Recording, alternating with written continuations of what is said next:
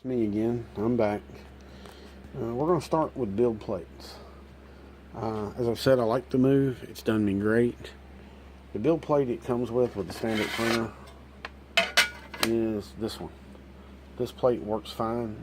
You see the scars where I've taken stuff off. It does a good job. There's a few holes in the center. These are more for letting the air out that gets underneath it so it can push the fluid. Also, if you print something to the center, of course, it's going to stick a little better because it actually gets in the holes a little bit and helps hold it.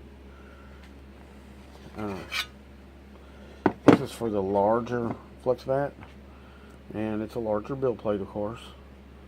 It has a few more holes. Again, it disperses the fluid, but if you're printing large prints, the more holes you got, the better it will adhere to it.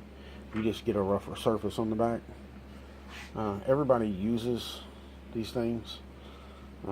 This is my Phoenix one. If you notice, it's just a flat metal plate.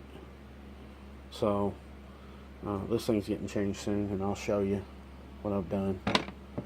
Now, what I did, there's the stock size one. If you notice, there's a ton of holes in it. Dean actually sells a plate just like this on his website. I think it's $16 or $17. If you're printing large prints, these little holes, your print will cure resin just slightly. It won't cure all the way to the top where you got to scrape the top down so you can get it out, but it will cure slightly in the holes, and it will hold the print better. So I got that last week because I do larger prints, 4 to 6 inch square, and that's a lot of suction force. If it's flat, you end up having to print it on angles with supports. It takes longer to print because the height makes the difference in the print. With DLP, because you have to step up, step down.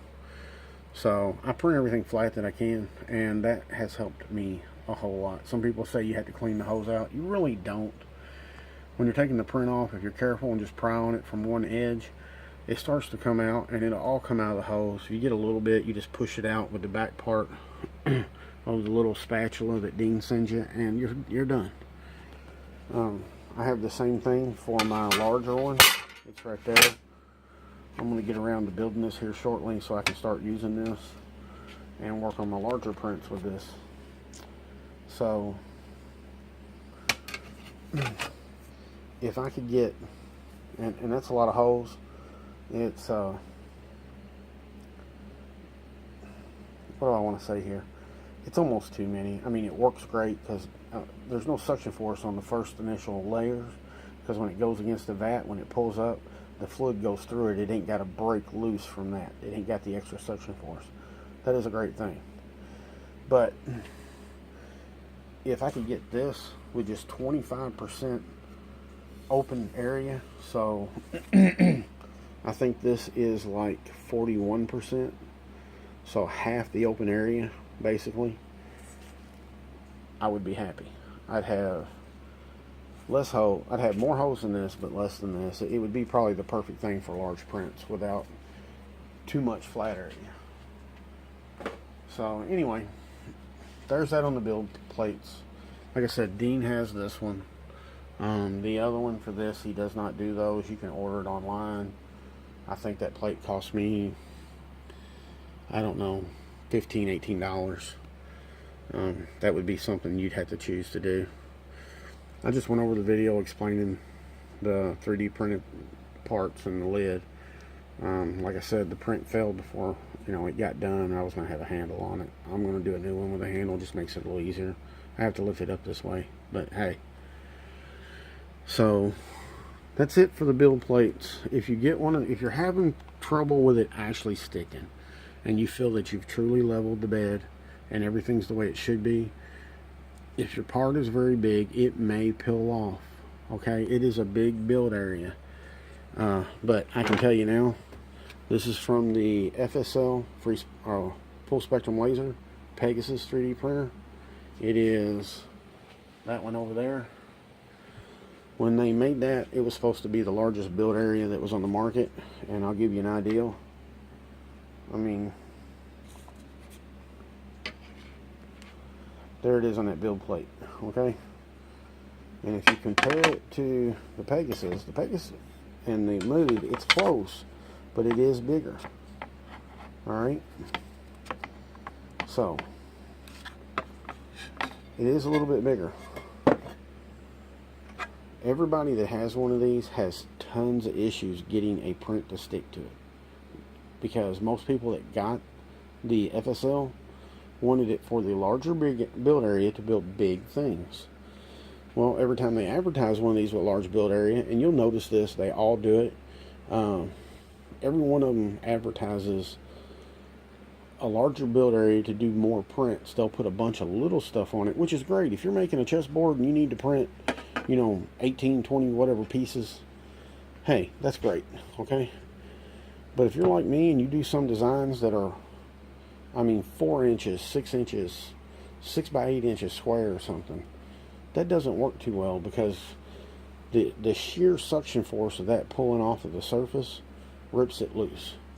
So, as I said before, you end up putting it on supports and printing at angles and hoping the support don't break. And that is truly the best solution. I am going to get me a plate for this with the same holes in it that are in this, exactly the same thing. And I'm going to fit it to this. And I guarantee that solves all the problems they've had in the past, what, year and a half, 2 years of this printer with it, stuff sticking to the build plate. I'm going to solve the problem for them, basically. So, again, that was what I did with the build plates. If you want one for your standard, Dean has these. This is the same thickness as the standard plate, with, like I said, I think it is 41% open area. So you can either look around, find it, and drill out the holes and offset them so the screws offset flush like I did, or you can get it from Dean. It's your choice. If you want it for the big one, you pretty much have to order it third party and do it yourself. I've sent Dean some rough drawings for a quick release build plate. Basically, it'll mount to here, and you basically flip a lever, slide the plate sideways, and it comes out and comes off. You don't have to work with taking 4 screws out, dropping it down the whole 9 yards. You just take the whole thing off. You know, we'll be able to put a little handle here. You'll grab it, flip the lever, take it out. Your hand will never touch the build plate unless you want to. So I'm going to work on that. I sent it to Dean. He said they would look into it to see if it was viable. I'm going to at least do it for myself. Just a thought, in case anybody wants to look into doing one themselves. I've got 4 or 5 different ways to do this, and I just haven't decided on the best course of action at this point. But I've got 2 ideals that are pretty simple that are sticking in my head, so I'll see how it goes. That's it for this video. I just wanted to cover the build plates. Like I said, if you're having trouble with sticking and you know you're leveling your bed properly, then this may be your solution. Have a good one.